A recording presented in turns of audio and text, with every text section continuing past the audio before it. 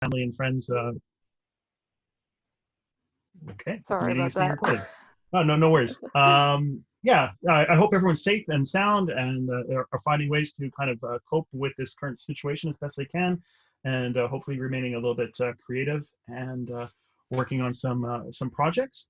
My name is Jonathan Lay. I am the training director at New Media Manitoba, which is kind of is kind of the equivalent of Creative Manitoba, but we work out primarily with the tech industry, kind of kind of at the intersection of where creativity and technology meet. So we work with video game developers, user interface folks, kind of anything where creativity and technology are meeting. Those are our members. So we've got lots of companies, both big and small, freelancers, people who are working on all sorts of interesting products, digital products. So yeah, that's kind of what my day job is. But I also do a lot of what I hope are somewhat creative projects. I had 15 years in the broadcast industry before I joined Uni Manitoba, primarily in post production, but also some direction and producing, which kind of continues today. One of the wonderful things about my job is it kind of allows me a lot of kind of extra mental capacity to sort of take that stuff on in the evenings and on the weekends or on flex days. So I still do a lot of other projects. So when you kind of mush everything together between my job at New Media Manitoba and my independent with so many concurrent collaborations, which is kind of both fun and sometimes challenging. I'm going to just switch to my presentation now, so you don't have to see my mug full screen. Talked about who I am. I'll just play like a quick little video of something weird I do while I kind of talk about some of the projects that I've worked on. Hopefully it'll play and go okay. So yeah, I like doing like really weird things with people, and having a good network of people that I can collaborate with lets me do kind of interesting things from time to time, as well as kind of the more mundane projects that I take on for both for video post production, which can be commercial projects, or also for my job at New Media Manitoba. So, as I said, we do a lot of events that kind of look like this, a lot of people sitting around trying to come up with an idea or a solution to a problem, a creative idea to a solution. And it'll be like really multidisciplinary. So it would be, people who might be developers, software developers, coupled with writers, musicians, designers, all sorts of really creative folks who are coming together and trying to come up with something collaboratively, which can be a real challenge. But what I've learned a lot from these type of events is to see what kind of framework like really intelligent, much more analytical minds can come up with than I ever could. So I'm going to be talking about some of those things today. Yeah, so I'll just put up my agenda here. So I'm going to talk a little bit about the nature of work and how obviously it's changed with the current crisis. I'll briefly touch about creating a space that can work. I'll spend some time talking about the digital tools that I use in my projects, and I'll give a couple quick little examples of some projects that I've recently completed that had a fair degree of collaboration to them. And I'll talk, if there's time, I'll talk about live streaming, since everyone's really interested in that right now, and I'm trying to learn as much as I can. And I just got like a setup here that I'm using for the first time today, actually, which I think is creating much better results than when I just had my web camera on.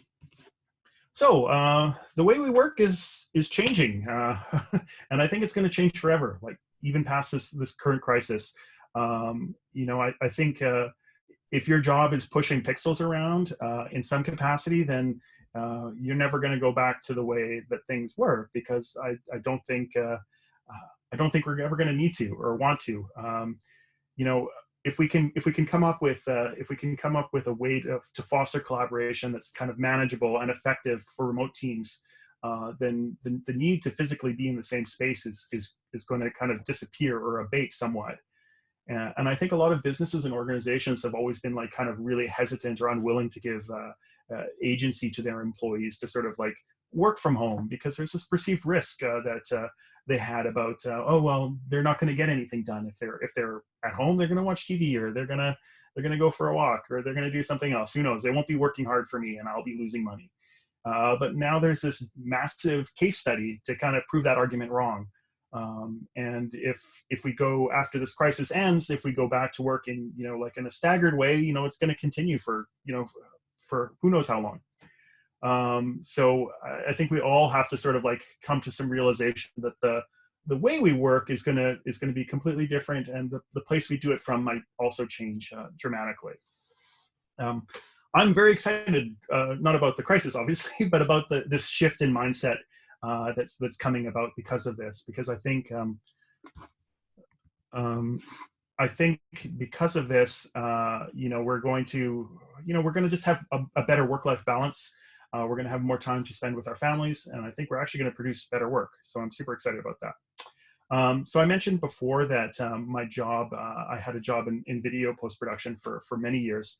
And one of the very interesting things about that was I would have to go to like, dozens and dozens of workplaces every year to do video interviews. So I'd get to really see how people worked, whether they be, architects or farmers or machinists. And I was always really impressed with the way that like kind of traditional jobs kind of set their workspaces up for success. But I always noted that the way that people who work in the digital space, it didn't seem like that connection was there for me. Like optically, it looked really nice a lot of the times, but like from a work point of view, it just didn't. It seemed to fail. When you Google collaboration on Getty, this is the image you get, and as I said, in all the places that I've worked, studios, broadcasters, nonprofits, government, I've never seen a collaboration like this. This is kind of the home of kind of cheesy PowerPoints. But what the ideal that people always held up was something like this. Like, if only our studio space looked something like this, like, lots of wood and natural elements, and everyone kind of working in a place like this, and good collisions would happen, and there'd be all sorts of great collaborations. And from my personal experience, I can say that's categorically false. Like, these places, working in a place like this, to me now looks like a nightmare, because while it presents very nice in a picture, the fact of the matter is, like, the guy in the red shirt probably talks too much on the telephone, and the guy in the blue shirt probably smells. Like, there's just always something to make these sort of office environments really hard, and it's impossible to do any sort of deep focus work in places like this, I find, because there's always something moving around in your peripheral, or some noise, or some birthday card that you have to sign for Susan, or whatever it is, something to kind of distract you from the task at hand. So if I don't have to work in an office like this again for the rest of my life, I think I'll be very happy. I'm just going to check in on the chat and make sure you guys are actually hearing me, because I just realized that I can't hear anyone. Is everything coming through okay, Rachel? Yeah, I can hear. It's okay, good. I just didn't want to go through the whole thing and then realize no one was hearing me. Okay, I'll continue. My apologies. The screen's still like pretty blurry, but it's, as long as we can hear you. Yeah, I think that's just the the reality of today's world, where there's a million concurrent Zoom meetings going on. Okay. So, like, creativity and collaboration have always been sort of like idealized with this like degree of physicality, right? People together in studio spaces, whiteboarding, putting sticky notes on walls, and I think those are obviously like really great things, but a lot of those tasks could be handled digitally. So I want to explore some of the ways that we can make those moments happen, but in a digital world. So as I said before, like, now in my new job, I spend a lot of time like learning from software developers, seeing how these teams that are both big and small work together on really complicated projects, like things that have a lot of facets and nuances that go way beyond any type of project that I'd ever have to work on, right?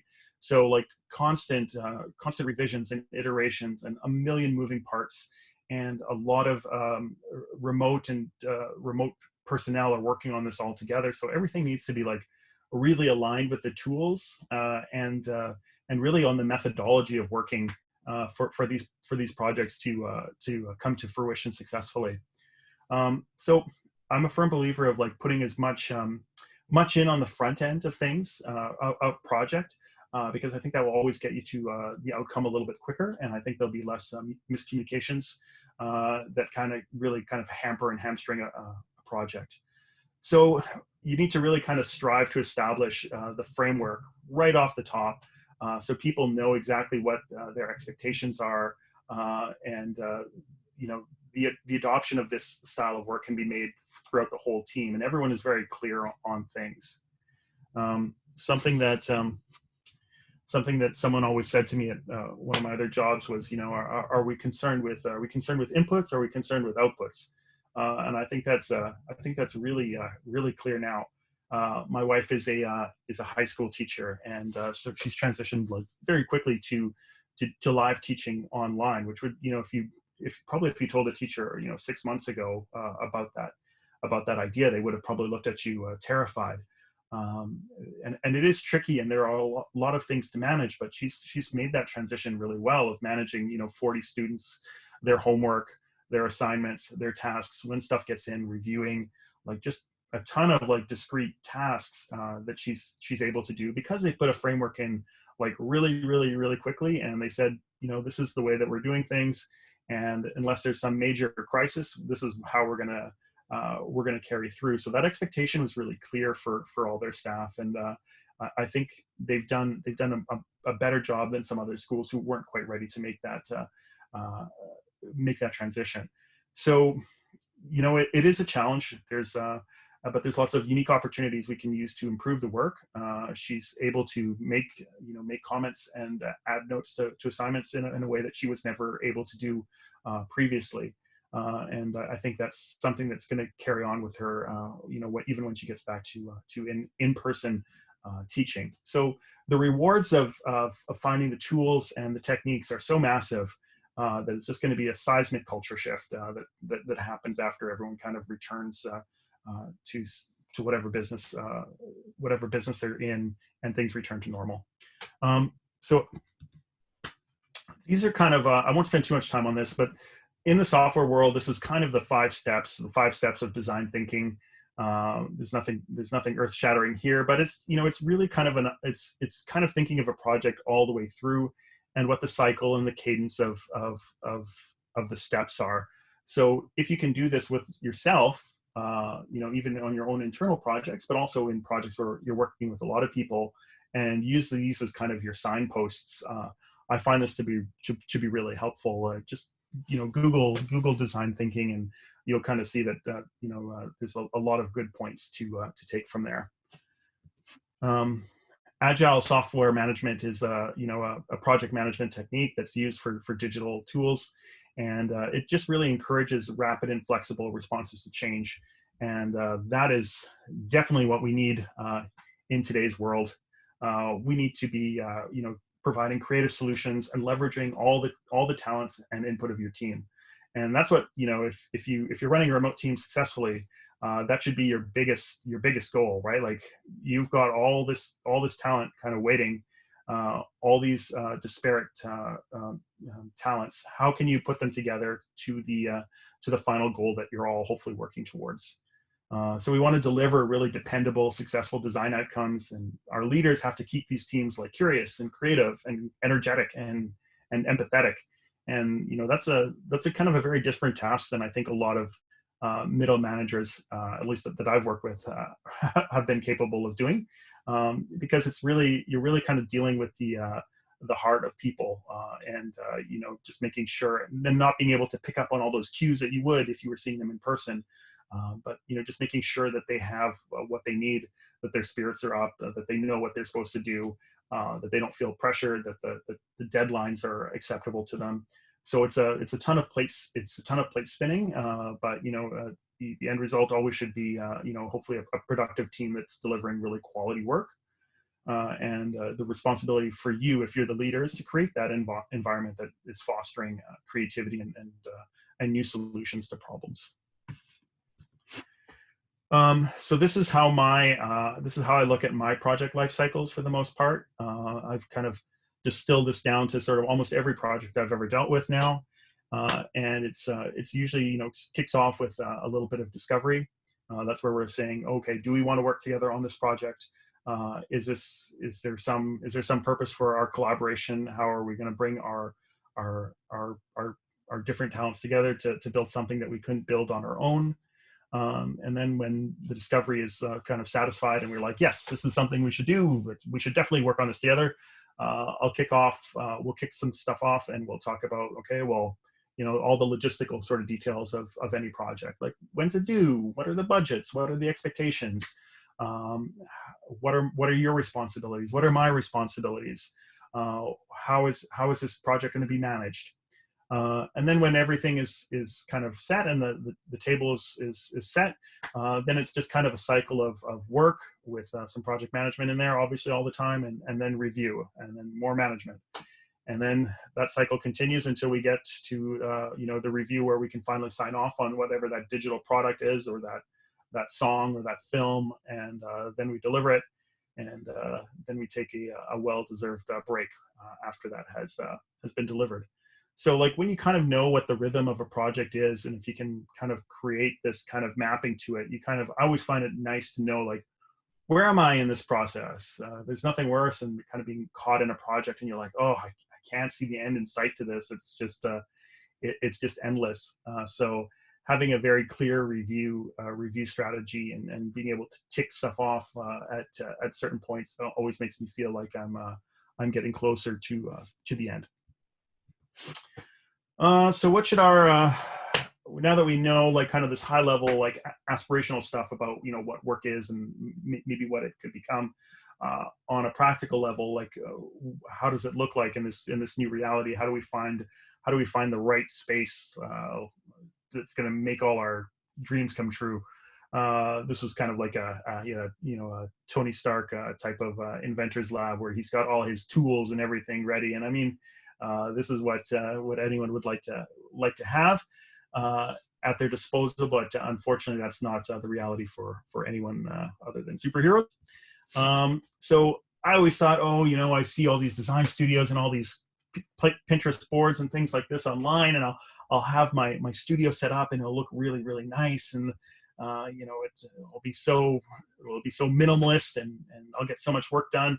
But then my office is always kind of turned into some variation of this, because there's you know, life gets in the way. Kids are around now, and we're dealing with a lot of things all at once. So I've kind of resigned myself to embracing a certain amount of chaos and mess in my workspace.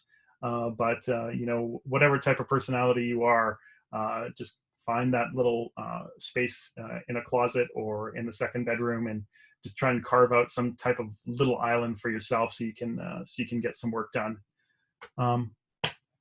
These are kind of some nice to haves, in my opinion, for creating a home office that's going to work, especially if you have a family. Is a door that shuts. That is a tool that's worth its weight in gold. It sends a clear signal to who's ever on the other side of that door not to open it, and to leave you alone to deal with whatever webinar or Zoom meeting you're having. A hardwired internet connection is also great. There's an incredible stress on the system right now, so I know we're all very used to just connecting through Wi-Fi, but having a hardwired Ethernet connection into your laptop or your desktop or whatever it is, just kind of prioritizes your signal over your kid watching YouTube upstairs, and maybe gives you enough bandwidth to have a better connection to your next meeting, or to upload that big file. I do like to have a view to the outside world. It's very difficult to work in a kind of a casino-like setting where you cannot track the passage of time. That's a really dangerous thing, and that's something I learned as an editor. You know, working in a lot of dark rooms, is you need to know how much time has gone by, because the hours will melt away, and you'll realize that you haven't moved in 4 hours, and that's certainly not healthy. I highly recommend a second monitor. Monitors are pretty cheap now. There's no reason to stare at like a 13-inch MacBook Air screen all day. if you don't have to. So order a cheap monitor on Best Buy or wherever, and set that up in your little office nook. And I think you'll find that you're able to deal with the amount of data and windows that you're going to need for successful collaborations a lot better. I love to have lots of drawers to pile junk in quickly if I do need it. I like a lot of open surfaces for when I'm working on something that's physical, that's beyond my computer stuff. And yeah, I found this little survey that came out that's really interesting, that kind of relates to homework. And it's the report that says that 65 of respondents in the survey have said that they're more productive working remotely rather than in traditional office spaces. And that's not surprising at all to me. I mean, and some of the reasons for this are, there's fewer distractions to your day. As I mentioned, there's no one walking by you asking you questions when you're trying to focus on a report or a proposal. There's less commute stress. When you think about, even a 20-minute commute each way on the bus is 40 minutes from your day, times 5, times, times 4 for the month, times 12 after that for the months. And like it adds up. Like it's a lot of time that you're not doing anything that you want to be doing. You're sitting on a bus or you're sitting in a car. There's less overall noise, and there's just more personal space, and you're also able to kind of wear some comfortable clothes. And I don't think we should overlook that, because having the right clothes, pajama bottoms, and a top on the top is like, it just kind of puts you in a relaxed point of frame of mind, and you're able to maybe plow through a little bit more work than you would if you were in the office wearing a suit or whatever you might be forced to wear. Oh, okay. So that's home offices. That's kind of a few quick tips, but just Google that. Like, Google how to set up your home office, and you're going to see like a million boards and ideas. Just have everything at hand, right where you can get it. That's something I learned from seeing factory floors and how organized all the tools were. Have your pens in arm's length, so you're not wasting steps walking across the room to get your pen. Just simple things like that. But there's a lot of great ideas and a lot of good little knickknacks that you can do to get yourself organized. So we have arrived at digital tools, which is probably why a lot of you are here or interested in this. And I want to preface this with the fact that there's no right answer for what tool you should use, and there's a million different options. So I'm certainly not espousing that this is the only way. This is just what I've used. So I think what's really important is thinking about embracing technique over tools. Because a lot of the core aspects of whatever tool you use can probably be readily applied to a competing piece of software. And I think there's usually in that discovery phase that I had mentioned, there's a lot of talk about okay, well, we're going to use tool X or tool Y, and people can be really rigid in their preferences for what they want to use, like when you're collaborating with people. But you have to really establish right off the hop, okay, well, we're using this one, and this one. And that's what we're going to use for this project. And you have to be willing to compromise and say, okay, well, this is what you want to use. You want to use Word, you want to use MS Office instead of Google Docs. Fine. But then we have to use that. Like, it can't, whenever there's kind of competing streams, I find it really annoying to deal with those idiosyncrasies. So just be flexible and be accommodating, but whatever you choose, just make sure you use that throughout the life cycle of the project. So I broke down my my kind of pillars of tools in a couple different ways. One was kind of project management, one was communication, and one was video/image review. Coming from the video world, it kind of skews a little heavier on that side. But a lot of this can be applied to music or digital art or whatever you might have. So project management is just where you're going to track all the details of your project and what your team's up to. Assign tasks, anything that kind of needs to live with a little bit of permanence is really great for apps like Trello, Asana, and Basecamp. I primarily work in Trello, which I really like, but I do work in Basecamp from time to time. I've never touched Asana, but from what I've seen, it looks very similar to Trello, kind of based on a Kanban system or a card, card system on the wall that you would see physically. So you're moving a lot of cards around. I'll walk through a Trello board that I have later. Communication These are kind of three of the bigger ones right now. Obviously, Slack, everyone hears about. Discord is a little less well known, but is really, really big in the game development community. And Microsoft Teams has been getting a lot of market traction with this shutdown, especially in education and in business as well. So these are communication tools that you can use for, instant messaging, just quick little things or links to other places.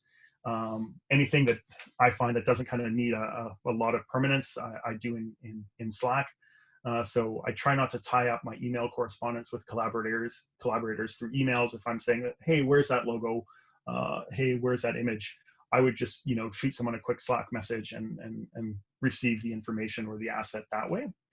And then, on the review side, I need something that is going to be able to facilitate some kind of markup. And, when you think about markup, it could be something like Google Docs, where you can see that, see what that collaborator thinks of whatever you've put forward. Frame.io and Whipster are two things that you can use to mark up and add notes to video and also still images. So I use those quite a bit in my post-production work. I'll also take a quick demo on one that on an app that kind of doesn't really fit in too neatly in that other pile, but it's called Milanote. It's kind of I don't know, I kind of use it for when I'm just kind of coming up with ideas and when I'm, kind of gathering assets kind of more at that initial discovery stage. I would liken it to, and whenever you see a crime show, there's always some police officer who's got some really convoluted board with lots of red strings pointed to clues and to mugshots and newspaper articles. That's kind of how I explain Milanote to people. It just lets you kind of tie things together on a very kind of messy type of board. I use that in a couple of my collaborations, and I'll talk about that shortly. I'll also talk and demo a few additional tools. These are kind of tinier tools and integrations. The thing with modern software design now is that everything is designed to talk with. Pardon me, my camera just stopped there. Everything is designed to talk to everything else now. So there's always all these extensions and integrations that are housed within software that are going to make certain tasks easier. Anything that you find extremely repetitious, I guarantee you there's someone else who thought the same thing and has designed a tiny little helper piece of software that's going to let your Google Docs talk to your Trello board, and your Trello board talk to your Todoist list. It just, the cycle kind of just can kind of go in an endless loop almost. So you have to be a little bit mindful about too many alerts and notifications overwhelming your mental stamina during the course of the day. I'll talk. Everyone should have a good to-do list, digital one. In my opinion, Todoist is the one I use. I find it very helpful. I can check stuff off. I can send myself little links or little things I want to watch later in there very easily. I love Grammarly. I'll demo that, the pro version that I have. Someone who's a terrible speller, that's kind of essential. And I'll talk about Post Haste, which is a file management creation tool, and Spark, which is an email client that I really like. It's Mac only, unfortunately. But I'll talk about why I like that, and I think the tools that it has are certainly around in programs like Outlook or other email clients. Okay, so I can finally show some of what I'm actually doing or collaborating on. This past weekend, we had Ludum Dare, which is a global game jam. The software community is really big on these kind of hackathon type of events where people are coming together and kind of forming teams. Traditionally, we usually kind of take over a floor of a large building, and 100 game developers and artists will all come in with their computers and their Wacom tablets, and they'll basically create a game or a small slice of a game over the course of a weekend. Obviously, this with COVID, we weren't able to do that physically, so we kind of pivoted to a digital jam, and it was a really interesting experience with a lot of great outcomes. And I'll talk about Ludum Dare 46. So as I mentioned, this is something that we do 2 or 3 times a year. They're very well received, and the participants seem to get a lot out of, kind of working with new people, being thrown into a very stressful situation of delivering a digital product in a short period of time. I used for this project, which encompassed a lot of volunteers, a lot of different tasks. We use Trello and we use Discord. And I'll just pop open hopefully you can see this. Just pipe up if you can't. I'm just going to pop open Discord here. So this is very similar to anyone who's worked with Slack. It contains channels. You can see we created just a ton of channels, and it's just really kind of gets to the point where it's like, okay, how much are we going to manage around this event? How can people get to this page and find the information that they need easily? We kind of set categories. If you look on this, kind of where my cursor is kind of fluttering here, we put people in based on the discipline, and we had some volunteers that we had to manage to do matchmaking to ensure that everyone who registered of the 100 people was paired in a team, and that there wasn't, you didn't have 5 programmers on a team, but you had, an artist, and you had a musician, and you had a project manager. So all communication was then, groups would form their own groups in voice channels. So if they had a problem in the collaboration where they needed to okay, this isn't going to be solved by text, I need to elevate this to a voice call, they can quickly put a call in to their other members and say, hey, I need this file, or hey, I need some help with the syntax on this line of code. Could you help me? So yeah, I find stuff like this is really good for these larger events where there's like a lot of information for people to kind of have to navigate, and this does a great job of kind of organizing it very, very quickly. So this was how the communication happened during the jam. But pre-jam, we had to organize the entire project within Trello. And I'll just pull up the board here. So for those of you who haven't used Trello before, I'm just gonna, this is like kind of a typical like software type of flow for project management. And, it's just at a glance, you can kind of see very clearly like kind of what's going on, right? So you can move these cards however you want within the board. And you can add cards very easily, but the real power is, let's have a look at, let's look at orientation. Each of these cards you can punch into, and you can create checklists, you can create due dates, you can add attachments, you can add integrations to Google. So everything has an @ function nowadays, right? So you can @ your collaborator and tell them, hey, I need this poster file, the newest poster file. Can you get that to me as soon as possible? And then that's also going to not only send them a notice on Trello, but also within their email client as well too. So there's all sorts of ways that you can let people know when something's happened. But at a glance, you can very quickly see progress on certain tasks, and you can assign them to people in your group. So I absolutely find this program completely essential to my day-to-day life now, and that I'll have. Let's see if I can show you all my boards here. Like there's a board for everything, and it could be personal stuff where I'm working on something, or it could be for different companies that I'm working on. Like you get a lot of boards and functionality, and I haven't hit that threshold yet where I have to pay for things on this yet. I don't know how they actually make money, but for all these boards I've created over the last couple of years, I've never had to pay anything. So it's a really great way to let everyone see what's going on very, very quickly within a project, and to add color coding if you're a visual type of person. It's all right there for you. And it's just incredibly, incredibly useful in my opinion. So that's Trello.com. Jonathan, there's a question. Yeah. Joan was asking about the security for all these platforms, so Zoom and Discord. And I haven't heard of any breaches. I mean, everyone's kind of very top of mind with the Zoom stuff. I haven't heard anything with the Trello. It's you can. I'll just go back there, and you have to invite collaborators, and you kind of have to set permissions. So, you do have to be somewhat mindful of what you're doing. I certainly don't put any, I guess, super sensitive information there, but I'm also not the biggest, I'm not working in healthcare or any sort of critical industry. So I guess I don't worry that I have anything important enough for people to be too interested in. But yeah, you want to be very mindful of how you manage your collaborators.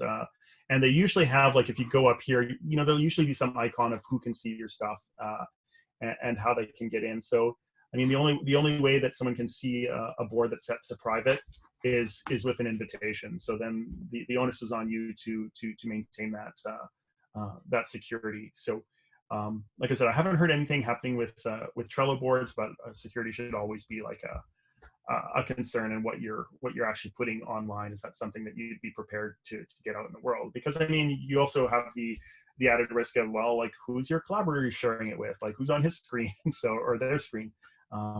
So yes, as far as I know, all the tools I'm talking about, Trello, Asana, and Basecamp, have been fairly secure. I haven't heard of any data breaches, but there's always tomorrow.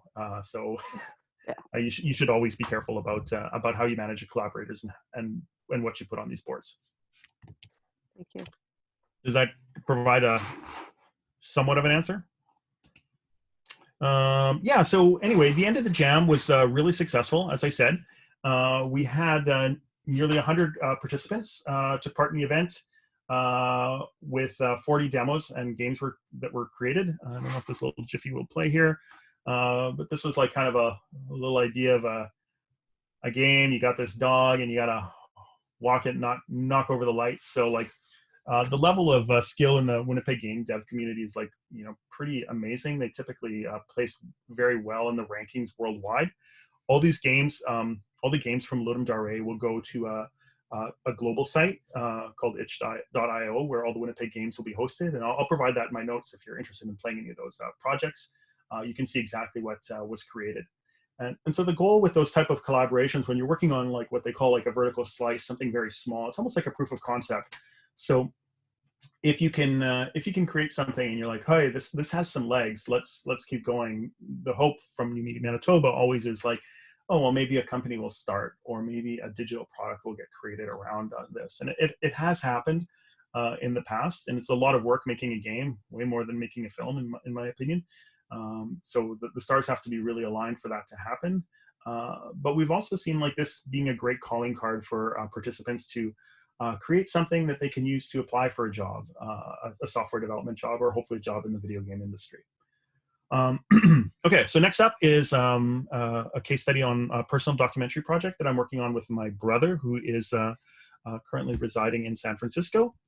And it's a project on my mother, who excuse me, who was a doctor during the Vietnam War, and we have a kind of a wealth of archival materials available on her, and we're at the stage where we're trying to figure out, well, what should we do with this project, with all these assets, with all these stories? How do we compile them into something that might be interesting to someone outside of the family?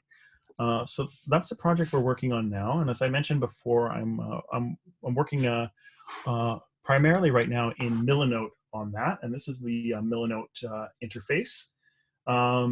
It's just a big board. As I mentioned before, you can, a little bit like Trello, but with less structure, you can just kind of move stuff around. You can add connection points and links and notes and all sorts of things. And you can kind of, I don't know, just kind of see everything at a glance. This is what I like about Milanote over Trello, is it just kind of lets you see, like, everything at a very, very, very quick glance. So if you got something that's like a little bit more image heavy, then this is a great thing to do. So the collaboration process I have with my brother right now is like going through all these digital assets that we have, and just trying to figure out, like, how do they coalesce into a larger story? In this case, who are some interview subjects that we should create? So we can work on a list together.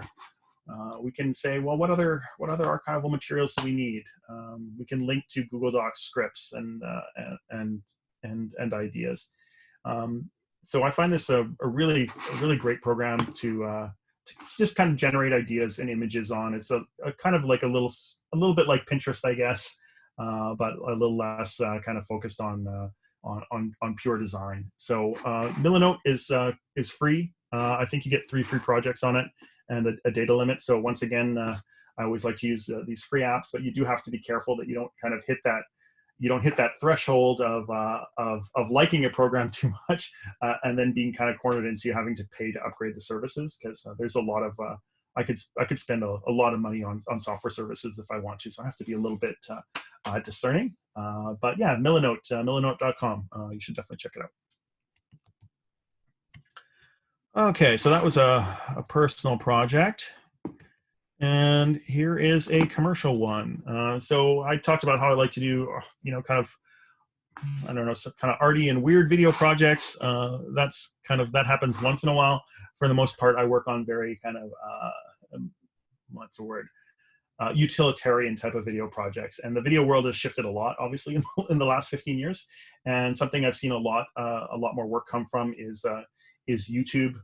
There's a lot of people who are creating content and monetizing that content on YouTube in ways that I would, I have no expertise in, and it's just all of a sudden you have to learn something about a certain about a certain category. So I never would have thought that I would be working on, how to develop the perfect bikini body, but yeah, now I am. So it's just a weird project that can come up, but that is going to give you some extra revenue coming in, so you can do the things that you want to do. But it is interesting because I'm working with people who are not familiar with necessarily the ins and outs of video work, like I do a lot of times, in that I'm not working with a seasoned video producer, but I'm working on someone who's like an expert at fitness, and they want to create some kind of online package or Instagram following around their workouts. So they film all these episodes in Toronto. They send me the footage physically. The files are just so massive, and they're shooting on so many cameras that it can't be done digitally realistically just yet. But then all the edit is done on my end, and the entire review process happens remotely, and we can go back and forth on the edit, on the color, on the sound, in ways that I could never have imagined when I first started out in the video world. And that when I first started, the machines cost $50,000 and they never left a room, and they ran all the time. And to do it the way that we're doing now is absolutely incredible.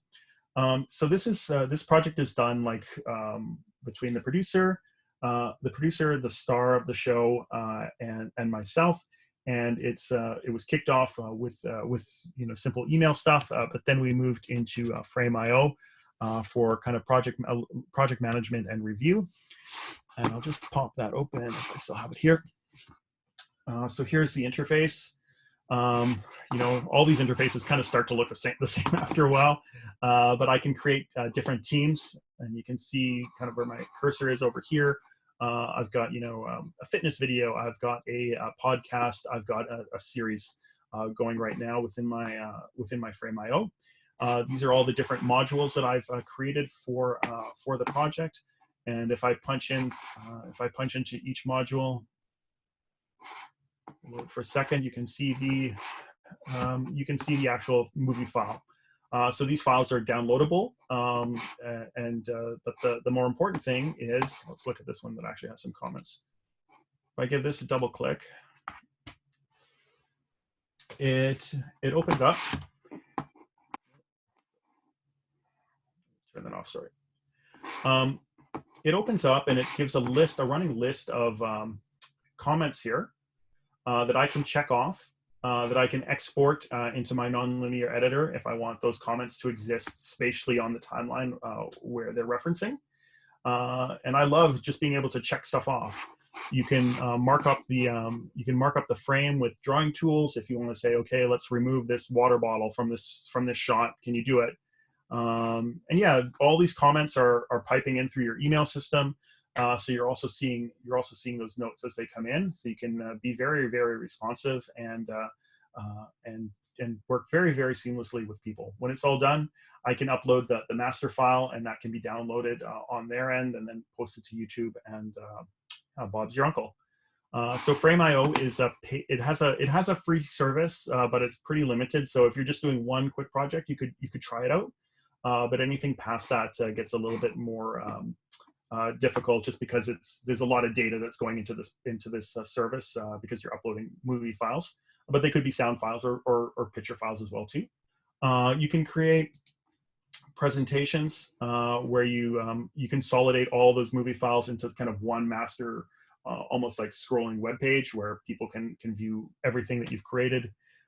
It's got a lot of flexibility, and it also has a lot of integrations to programs like Adobe Premiere or Final Cut Pro as well too. So it's a really essential service as far as I'm concerned for video review work.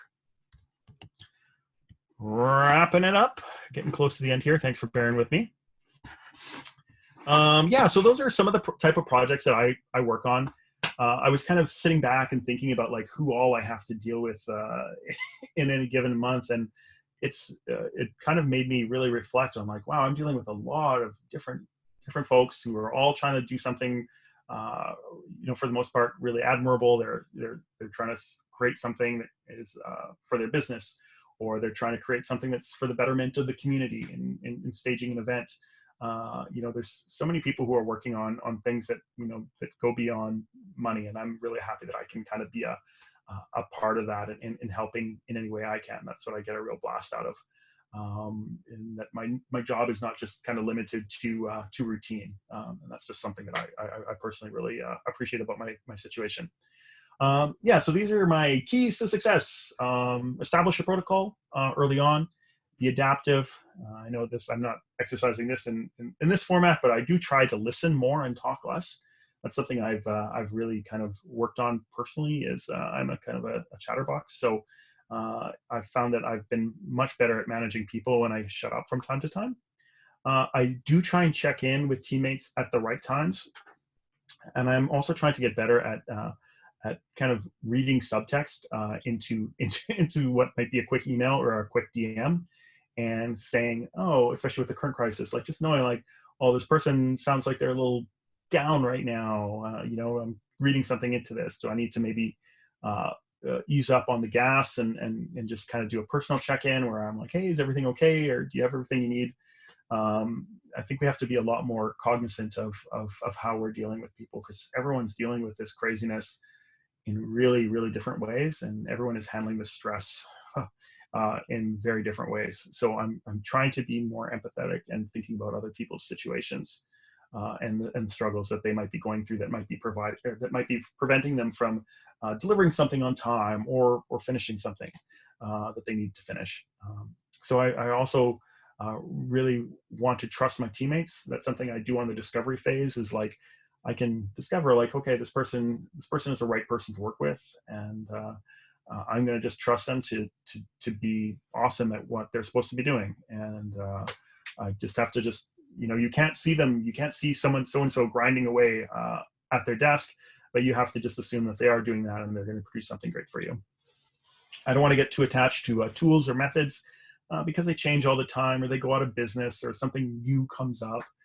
And I think it's very easy to get kind of app fatigue. There's just so many things that are coming out. Everyone's always got something better, or a suggestion, or this or that. So just kind of, as long as I can see the information and I can notify people at the end of the day, it kind of boils down to preference. So just don't get too attached to the way that you're doing things, and know that the way you do things on the next project will probably change significantly. I like to solicit a lot of feedback. I think that's just from my nature as an editor. I'm very good at accepting someone blasting into me about stuff they don't like about my work.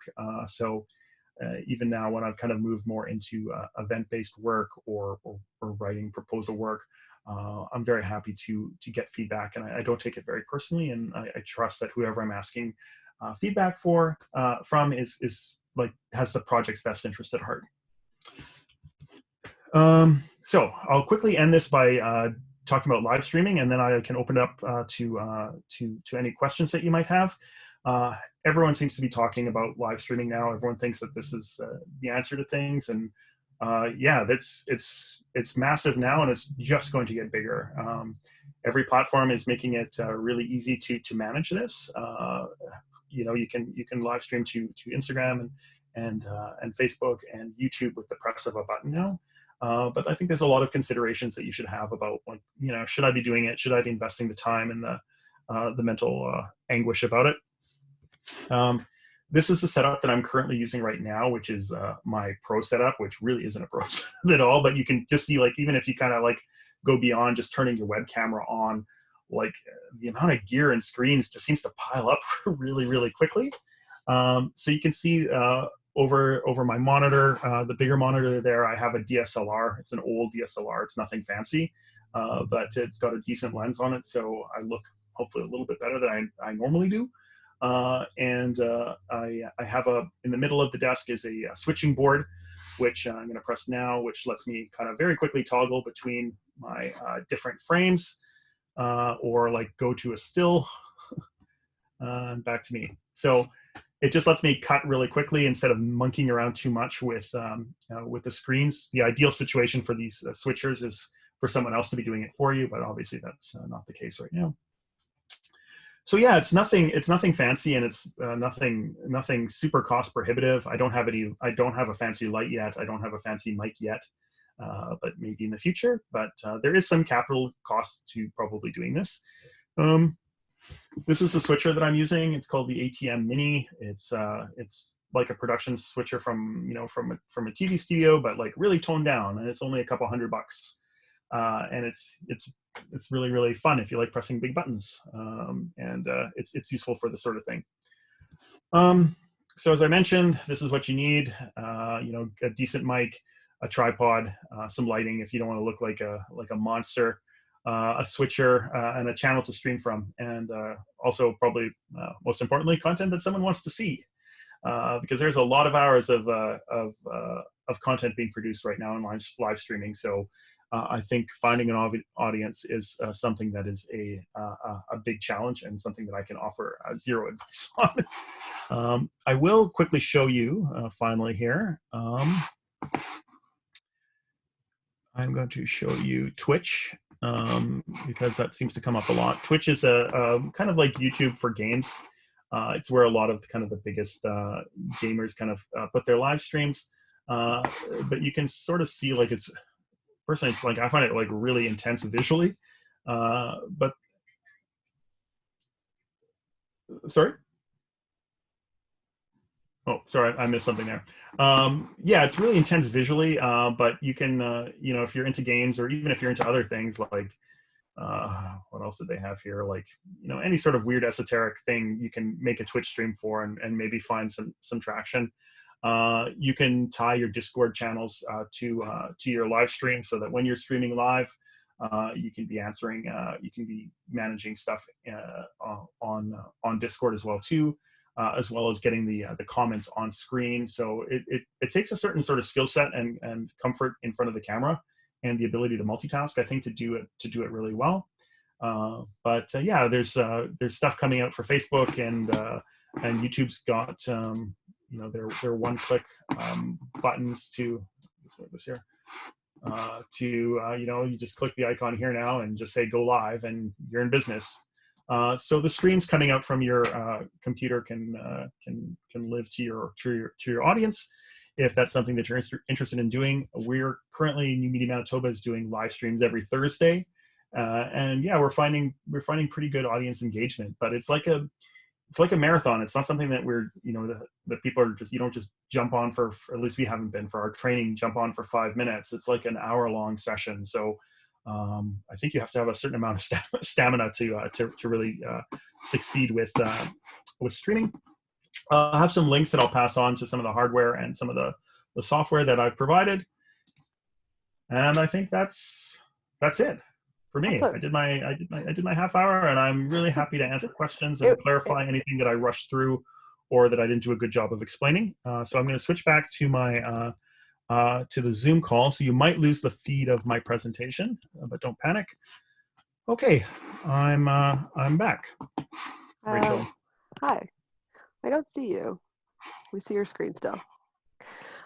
Thanks for that. That was great. You filled the hour. Did I do a whole hour? You did, yeah. Oh my gosh, wow, the time really flew. There is one question in the chat. And if anybody else has a question, oh, Stephanie has her hand up. I'll unmute Stephanie, but I'll ask Lou's question first. He's wondering, or sorry, they're wondering if you can share any reputable sites where one can find freelance work in your industry. Like good freelance work or bad freelance work? I Probably mean, good. yeah, no, that's honestly like that. I think that's the part where digital just hasn't, just it's really tough. Like unless you have like a killer reel, and I don't have a killer reel at all. But like if I have, what the benefit I have is like a long history and decent connections, so that when projects come up, I've got the trust of whatever producer to say, okay, well, John would be, he'd be a good person to cut that project. If you're just starting out, it's really hard. And if this was not a COVID world, I would say like, go out to some meetups that pertain to your craft, because there's what I've learned from hosting meetups now is that there is a meetup group for everyone. So yeah, like online, it's really tough unless someone sees your reel and says, oh, this person would be really good. It's kind of tough to break in digitally. I mean, the typical trajectory for production work is like, starting on not low quality, starting on jobs that are a little bit more obtainable, like wedding videography or event videography, and then just keep working your way up, or having as I said, a great reel that showcases some of your work. Yeah, I just throw your stuff up on Instagram, and you can look on boards. There are some. I'll pass on a link that I have for post-production, a post-production job board.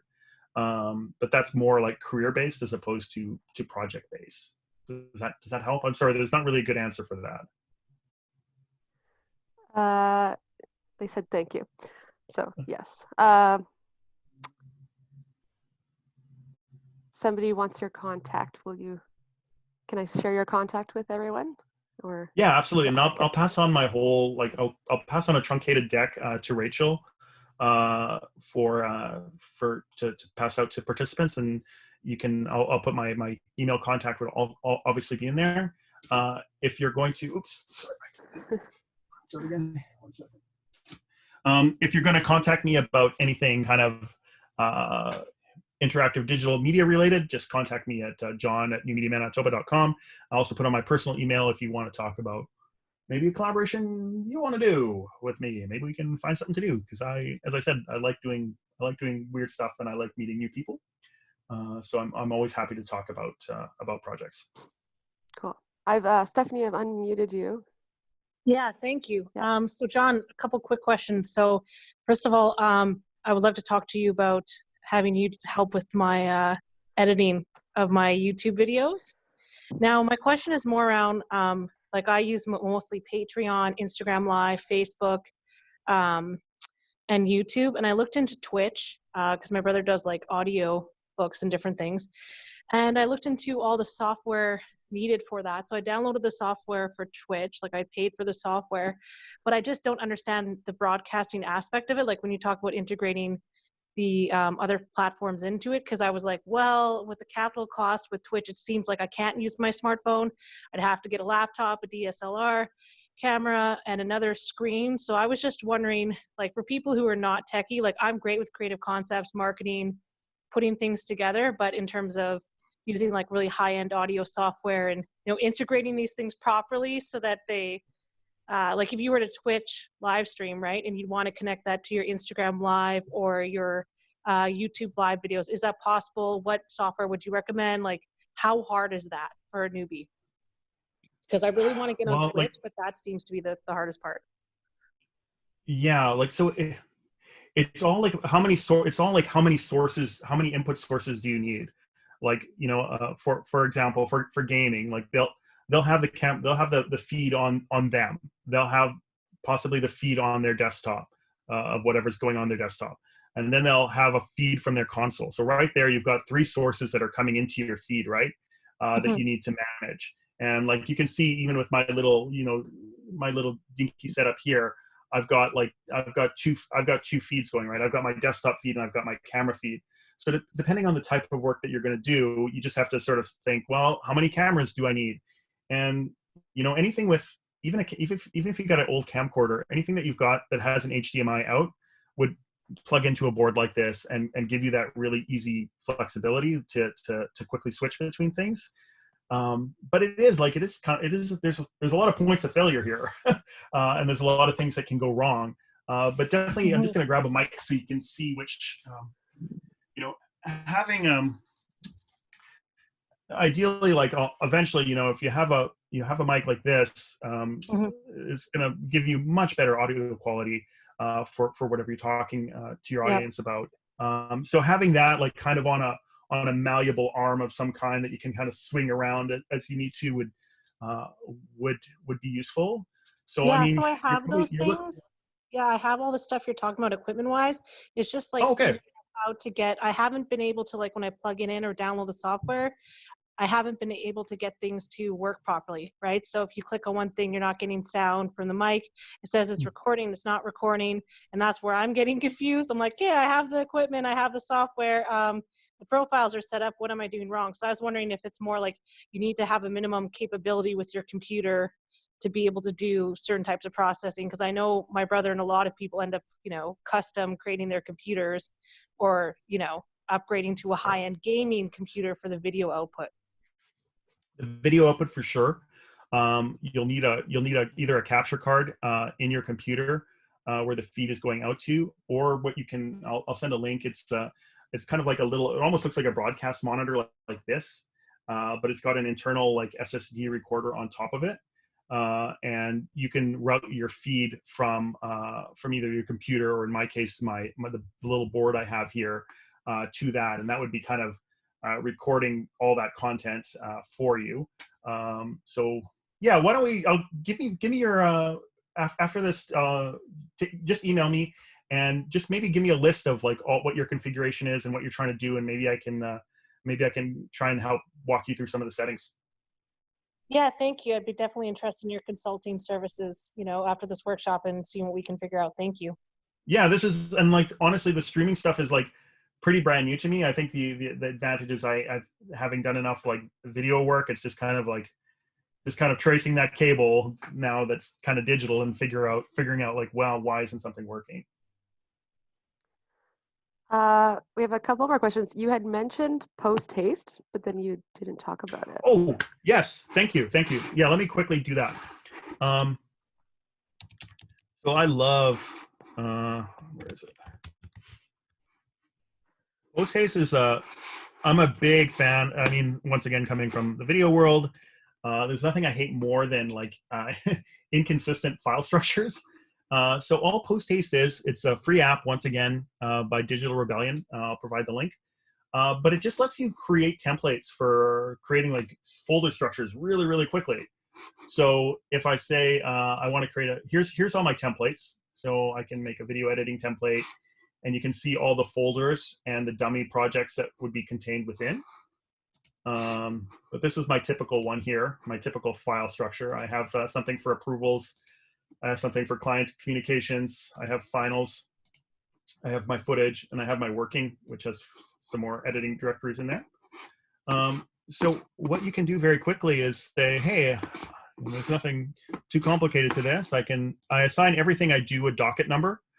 So I can, go back to my archive when a client invariably comes back in 3 years and asks for revisions to something. But, you can just assign a client. Normal. And then I'll hit create project, and it'll ask me to put it somewhere. And now I have this folder structure here created, and it's got all those folders ready to go. So it keeps you consistent, and I'm not by nature an organized person. So having that created right off the top, repeatable, lets me track. I reference the docket number that I'm creating here in post haste in all my invoicing, so I can always trace things back and keep things nice. I can apply that docket number also obviously to Trello as well when I'm creating cards. So it just creates structure. It's, as I said before, 100% free. So you should definitely, whatever you're doing, whether even if you're writing, you should get this. If you're creating folders manually every time, that's a wasted step. You should get something that automates that. And I just, thanks, since you reminded me about that, I'll just quickly show off Grammarly. Like I said before, I don't like to pay for apps, but I do pay for Grammarly because it's so good. It's got extensions for word processing, and if you're an awful speller or have terrible grammar like me, I found it to be really, really helpful for composing a better worded emails or making sure my copy's not a complete mess. So there's a free version, but it's worth the couple bucks, I think, for the pro version in my opinion for Grammarly.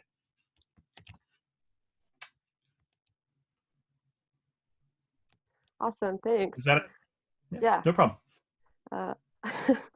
And there was another question. Actually, I think that's it.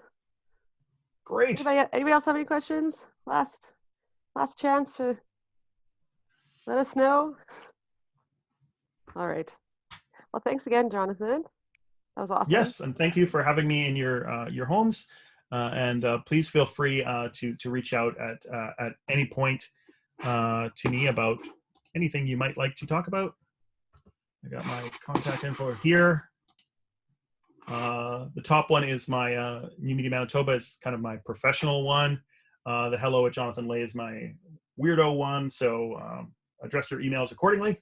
And yeah, I'd be happy to talk and answer any questions that I have. Yeah, thanks so much for having me. It's a little blurry, so we'll send an email. Don't worry. Okay. All right. Oh, I also really appreciated the home office tips. You added that in. That was really great. Okay. Well, have a good rest of your week. Bye, everybody. Thanks for joining us.